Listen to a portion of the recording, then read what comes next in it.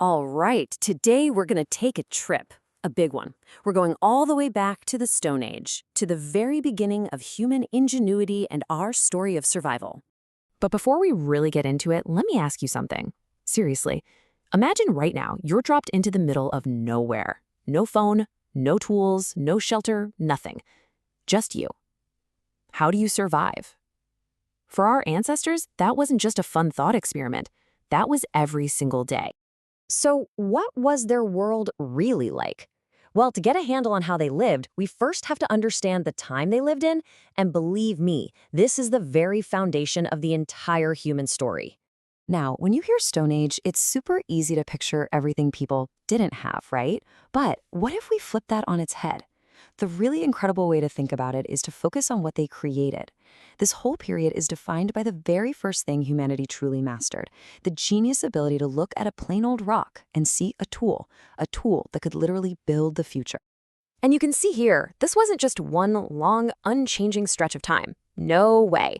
The Stone Age lasted over 3 million years. So we break it down into 3 main phases. First, you have the Paleolithic, the Old Stone Age. Then comes the Mesolithic, or the Middle, and finally the Neolithic, the New Stone Age.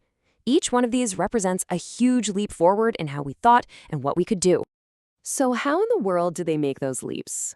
Well, it all started with the absolute most basic problem, survival. And staying alive wasn't a given.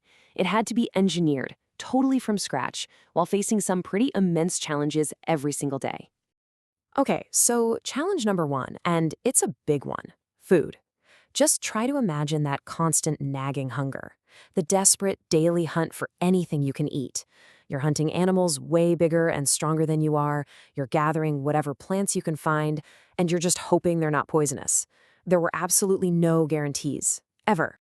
And then you've got the constant search for shelter. You know, we take our houses for granted, but for our ancestors, finding a decent cave, or even just building a quick, messy hut, that was the difference between making it through the night or literally freezing to death. And as if all that wasn't enough, you had the constant, ever-present threat of danger. We're talking huge predators everywhere. And the environment itself, it could be a silent, deadly enemy. So, faced with all these huge problems, what did they do? Well, they got clever. They developed what you could call a survival toolkit. They learned to shape stone into razor-sharp knives and scrapers to prepare food. They figured out how to combine wood and stone to create spears, which was a game changer for hunting and defense. And maybe the most powerful tool in the whole kit, teamwork. They knew deep down that going it alone was a death sentence. Survival was a group project. But these tools, as brilliant as they were really just the start.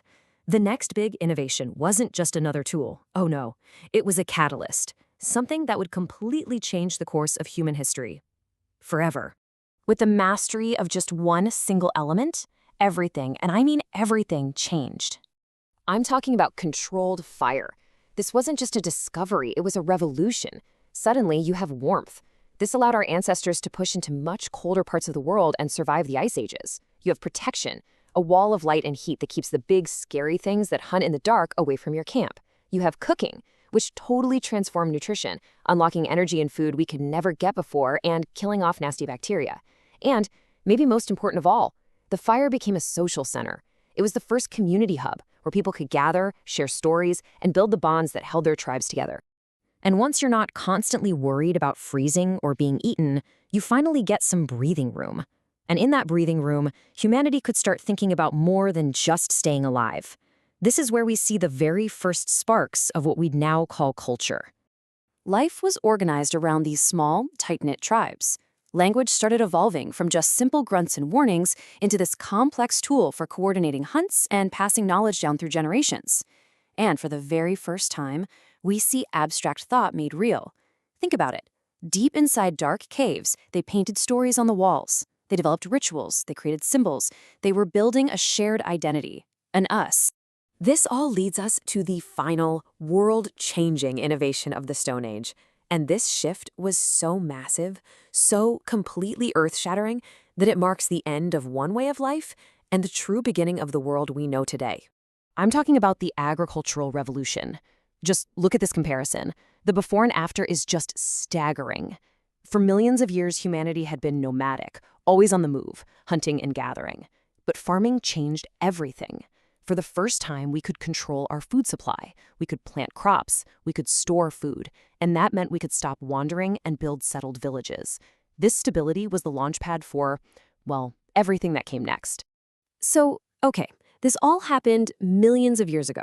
Why does any of this matter to us today? Well, because the solutions our ancestors came up with back then, they aren't just ancient history. They are the very foundations we are all standing on right this second. So what's their legacy?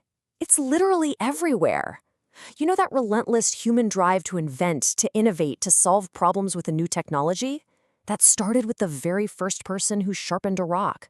That deep, burning need we all have to create art, to tell stories. You can see its birth in those ancient cave paintings. And that fundamental truth that we are stronger together, that was the core lesson of their survival. When you think about it, it's pretty incredible. Their tools were stone and wood and fire. And with those simple things, they managed to build a world, create communities, and lay the groundwork for everything that was to come, which kind of leaves us with a pretty big question to think about, doesn't it? Our ancestors built a world with stone. What will we build with ours?